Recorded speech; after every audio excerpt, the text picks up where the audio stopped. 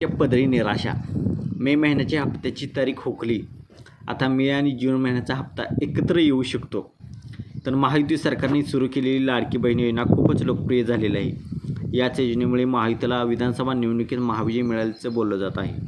मुख्यमंत्री माझी लाडकी बहीण योजनेच्या अंतर्गत पात्र महिलांना दर महिन्याला 1500 रुपये देण्यात येतात. पण आता मे महिन्यात संपला तरी अद्याप मे महिन्याच्या हप्त्याचे पैसे मिळालेले नाहीत.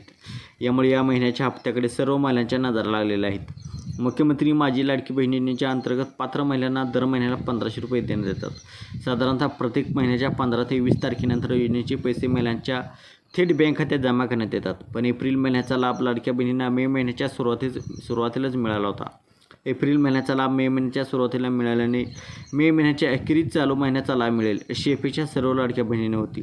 पण आता मे महिना उलटला तरी हप्त्याचे पैसे लाडक्या बहिणींच्या खात्यात जमा न झाल्याचे संभ्रमाचे वातावरण आहे. तर मे महिन्याचे पैसे जून महिन्यात दिले जाण्याची शक्यता आहे.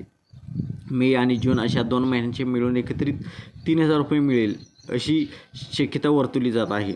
मात्र याबाबत अद्याप कोणतीही अधिकृत माहिती समोर आलेली नाही. तर जून महिन्यात वटपौर्णिमेचा सण आहे. या वटपौर्णिमेचे